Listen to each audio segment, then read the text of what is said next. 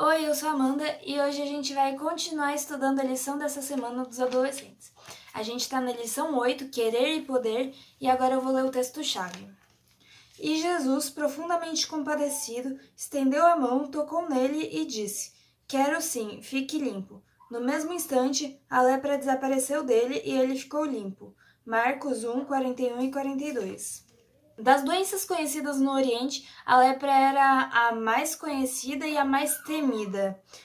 Seu caráter contagioso e mortal e as consequências da doença fazia com que até a pessoa mais corajosa morresse de medo dela.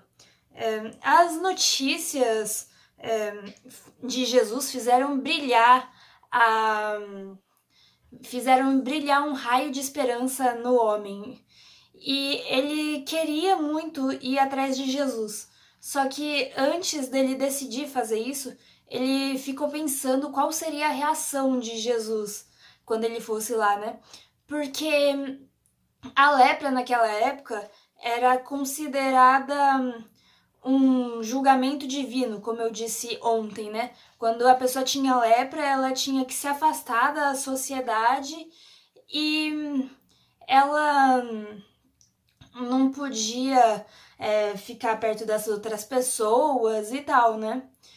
E era considerada amaldiçoada, né? E ele pensou, como Jesus vai reagir quando eu for lá?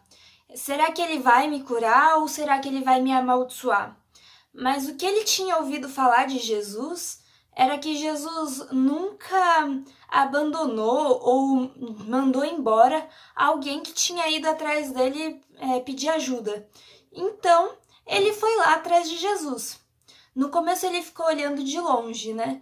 Viu as pessoas, ouviu Jesus falando algumas coisas, viu ele curando as pessoas e aí começou a chegar mais perto. É, falou que no livro fala que o espetáculo dele era repugnante, que a pele dele já estava se decompondo. Isso, já estava em decomposição. Imagina como é a pessoa viva e com a pele em decomposição. E quando ele se aproximou e as pessoas viram ele, elas queriam ficar o mais longe possível dele, né? E nisso elas tentavam se afastar, uma ia esbarrando na outra, e tudo para evitar ter contato com aquele homem. Algumas pessoas ainda tentaram afastar o homem de Jesus, mas para ele era como se aquelas pessoas não existissem. E ele continuou indo até Jesus. Ele correu até Jesus e se jogou aos pés dele e pediu para Jesus: Senhor, se quiseres, pode purificar-me. E aí Jesus tocou nele e disse: Quero sim, seja purificado. E na mesma hora, a pele do homem, o homem foi curado e a pele dele não tinha mais nenhum sinal da doença. Jesus mandou o homem se apresentar para o sacerdote, porque, de acordo com as leis da época, ele tinha que fazer isso para o sacerdote declarar ele puro novamente, né? E assim ele poder retomar a vida dele.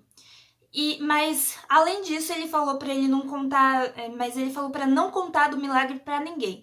E Jesus tinha dois motivos para isso. O primeiro era que se soubessem que tinha sido ele que curou o homem, ele podia ter uma coisa injusta, né? Podiam falar: ah, não, você não tá curado. Se não sabem que foi Jesus que curou ele teria mais chance de um julgamento justo, né? Porque se sabe que foi Jesus, não quer admitir que Jesus curou um leproso. E o segundo motivo é que se espalhasse que Jesus tinha curado esse homem, mais leprosos iam vir e ir atrás dele para serem curados. E nisso os inimigos de Jesus, que queriam sempre um motivo para acusar ele, iam falar que ele estava transgredindo a lei, porque os leprosos tinham que ficar afastados da sociedade, que ele estava colocando o povo em risco. Mas o homem, ele foi lá se apresentar para o sacerdote e depois disso não fez o que Jesus mandou. Ele achou que Jesus estava sendo humilde, modesto, isso. Ele achou que Jesus estava sendo modesto e, por que eu vou manter isso em segredo? Contou para um monte de gente.